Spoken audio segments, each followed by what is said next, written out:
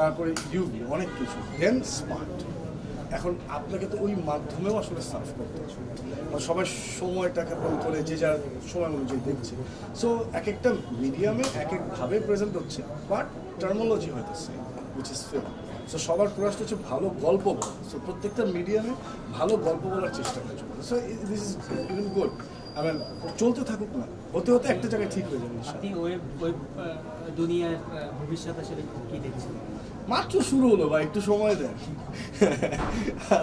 ভবিষ্যৎ এখনই আসলে ওয়েবের ভবিষ্যৎ নিয়ে এখনই আমার মনে কথা না বলে এটা আরেকটু সময় দেওয়া উচিত। আরেকটু সময় হলে ভুল ত্রুটি সব কিছু দেখে আস্তে আস্তে সবাই একটা ব্যালেন্সে চলে আসবে। এবং আমি হোপফুল যেটা ভালো কিছু হবে, অফকোর্স ভালো কিছু।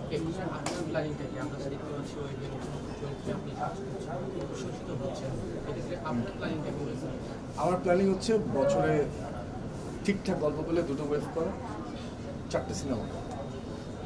আর যদি সিনেমায় বেশি ব্যস্ত হয়ে যায় তখন একটা ওয়েব করা, 6টা সিনেমা। নাটকটাকে বাদ দিলেন কি জন্য ভাইয়া? নাটকটা বাদ দিয়ে নিতে হবে।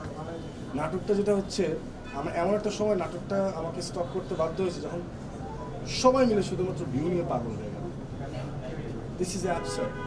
এটা হতে পারে মানে ধরেন অমুক জায়গায় হেডলাইন এত ভিউ হয়েছে, অমুক জায়গায় হেডলাইন এত ভিউ হয়েছে, এটা আসলে মান নির্ণয়ের কোনো কিছু হতে পারে না। সো ইংলিশ লিটারেচারে অনার্স মাস্টার্স করে এসে পড়ালেখা করে এসে এইভাবে নির্ণয় যদি করে পরিশ্রম করে তখন তো কষ্ট লাগবে।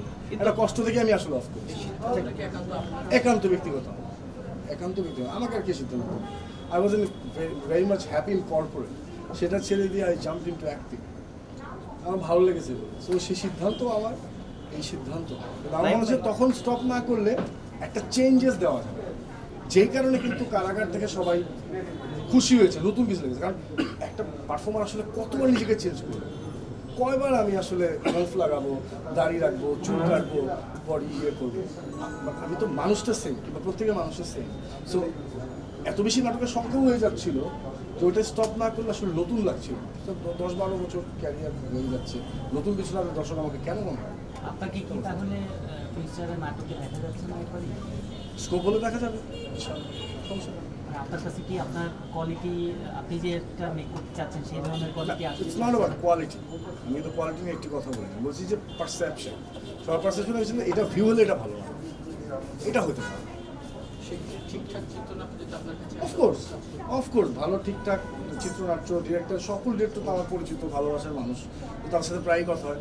তার দেখা যায় যে গত 4 বছরে আমি 4টি প্রোডাকশন করেছি ওয়েব সিরিজে, আর কোনো কাজগুলো করা হয়নি, 1-2টো বিজ্ঞাপন করেছি।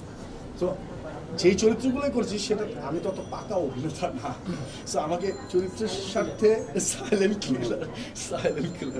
সো আমাকে চরিত্রের সাথে একটা লম্বা সময় আসলে প্রিপারেশন নিতে হয়েছে। সো আমার কথা হচ্ছে আমি ওরকম মানুষটা না যে কি পাবো, কোন বড় কাজ পাবো সেটার জন্য মরিয়া হয়ে আমার যে কাজটা আছে সেটাকে ছোট করে রাখা। মানে আমরা সবাই একটা কাজ পাওয়ার জন্য অস্থির হয়ে যাই, কাজটা পেলে ওই কাজটা ভালো করে করার জন্য অস্থির হয়ে যায়, তখন অস্থিরতা কমে আসে, তখন অস্থিরতা হয়ে যায় পরবর্তী কাজের জন্য। সো আমি আবার ওই টাইপের মানুষ না। আমাদের যেটুকু আমার আছে, আল্লাহ রাব্বুল আলামিন যেটুকু আমাকে দিয়েছেন তৌফিক, আমি ওইটুকুই ঠিক করতে চাই। সো এই কারণেই আমার যেটাই যতটুকু যার সময় প্রয়োজন সময়টাকে ডিস্ট্রিবিউট করে কাজ করছি। আরেকটা বিষয় একটু এটা বলা যাবে না, সে করে এখন বলে দিলি তো সব ফাঁস হয়ে গেল। আমার একটা বিষয় জানার, সেটা হচ্ছে যে অনেকেই বলে যে আপনাদের মতো অভিনেতারা এই নাটকের প্ল্যাটফর্মটা ধীরে ধীরে ছাড়ার কারণে এই জায়গাটা নষ্ট হয়ে যাচ্ছে, তো আপনি এই জায়গা থেকে কি বলবেন? না, আমাদের মতো অভিনেতারা নাটক ছাড়েনি, আমাদের মতো অভিনেতা তো অভিনয় ছাড়ে, নাটক নষ্ট হয় না। নাটক নষ্ট হলো যদি বলি ইনটিউশন নষ্ট হয়েছে, যে ভিউ করার জন্য নাটক করা শুরু হয়ে গেছে, এটা হতে পারে না। এবং অনেক অগণিত অভিনেতা অভিনেত্রী শিল্পী তখন ছিল, কিংবা এখনও আছে, যারা ওই সময় ভিউয়ের কারণে তাদের কাজ ছিল না, তারা কাজ করতে পারেনি অনেস্টলি। সো সেই স্ট্রাগল দেখে ওই মুহূর্তে আমি কিছু করতে পারছিলাম না, আমার একটু কষ্টদায়ক ছিল আমার জন্য। কারণ আমি সেটে একটি প্রাণ নিয়ে সবসময় কাজ করেছি, শুটিং করেছি, আমার সেটে একটা আনন্দ থাকতো, উল্লাস থাকতো। সবাই যেটা আমি বললাম যে সেটে আসার আগ পর্যন্ত ভালো গল্প দরকার, ভালো ডিরেক্টর দরকার, সেটে এসে ব্যস্ততা কখন বাসা যাবে, আমি ওরকম ছিলাম। সো আমার ভিশনটা ডিফারেন্ট ছিল, যে এই সেটটা তো আমার জন্য উৎসব। এই যে আপনারা সবাই এসছেন, না জানে কার কি লাইফে কি কি ব্যস্ততা, এর মাঝখানে তো এসছেন, এই সময়টা তো মূল্যবান ভাই। আমি ওই কারণে বলবো যে গ্যাপটা তৈরি হয়নি কিংবা নাটক অন্য ডিরেকশনে যায়নি, যেটা হচ্ছে যে যারা ইন্টেনশনটা খারাপ করতে চেয়েছিল তারা ওই সময়টা সার্থক হয়েছে, কিন্তু তারা আস্তে আস্তে তাদেরকেও ফেড হয়ে যেতে হবে, কারণ ভালো গল্প হচ্ছে, অনেক অনেক ভালো গল্প হচ্ছে এবং আরও হবে ইনশাআল্লাহ।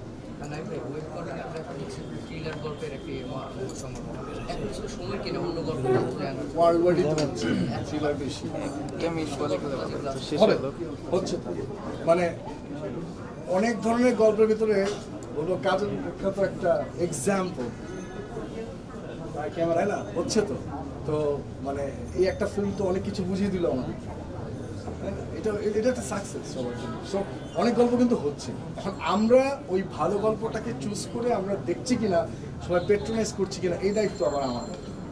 মানে আমি কাজল লেখার নামটা বললাম, দেয়াল দেশের নাম বলতে চাই, রাজকুমার নাম বলতে চাই, ওমরের নাম বলতে চাই, সব ফুল সিনেমার নাম বলতে চাই। সো প্রত্যেক সিনেমায় তো একটা ভালো প্রয়াস নিয়ে করা হচ্ছে, একটা জমজমাট ঈদ যাচ্ছে, সবাই বলে কোন সিনেমা দেখেছে। আর অনেক মানে কয়েক বছর আগে কিন্তু এই প্রশ্ন ছিল না, কিন্তু অনেস্টলি কয়েক বছর আগে প্রশ্ন ছিল না ঈদের সময় যে কোন সিনেমা দেখেছে, এখন কিন্তু প্রতিনিয়ত সময় প্রশ্ন করে এবার কোন সিনেমা দেখলাম।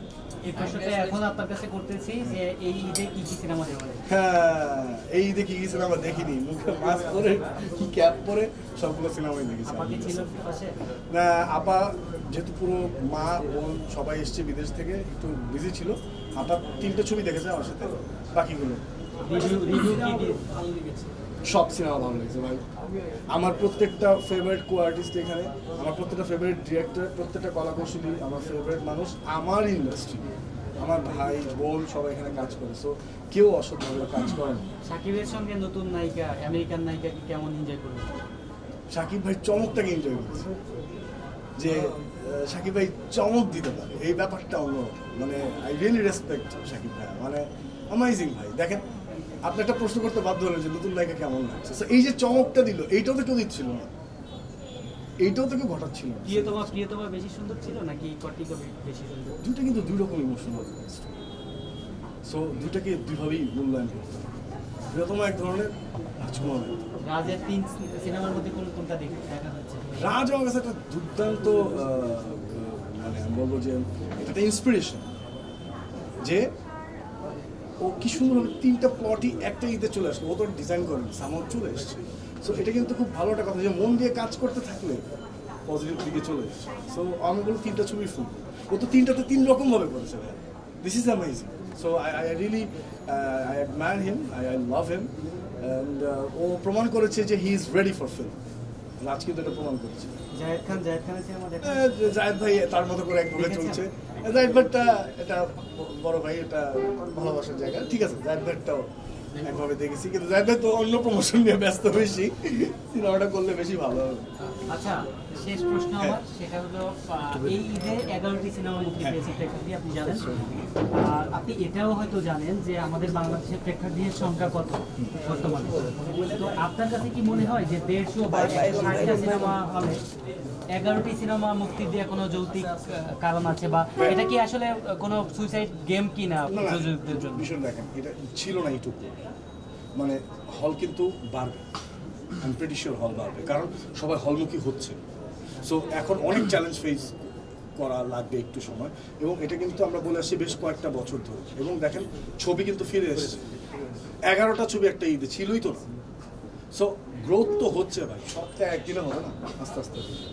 আমার সবাই হচ্ছে যে আমরা দেখছি যে আপনাদের মধ্যে সবসময় সবগুলো অভিনেতা আছে, তারা কমার্শিয়াল ছবিতে এখন বর্তমানে যেমন চঞ্চল কিন্তু বলতে পারি যে আগের মতো মানে সে একটা নেগেটিভ সেক্ষেত্রে আপনাদের কিন্তু অ্যাপ্রোচ করে অফকোর্স করবে, ছবি ব্যাপ্তি তো অনেক বছর, তো অবশ্যই। আর শেষ পর্যন্ত যে এতক্ষণ আপনি যে কথা বললেন পরিমিত বোধ নিয়ে বা পরিমিত কথা সে করে এরকম প্ল্যানিং না, কারণ ব্যক্তিগতভাবে অনেক চঞ্চল, অনেক দ্রুত কথা বলেন, আমি যতটুকু দেখেছি আর কি, সেক্ষেত্রে আজকে ভিন্ন। এটা কি শুধুমাত্র এই সিনেমার কারণে না? এই বুঝতেই পারছেন যে আমি শেখরের প্রিপারেশন নেওয়া শুরু করি। ওকে, থ্যাংক ইউ সবাইকে, থ্যাংক ইউ।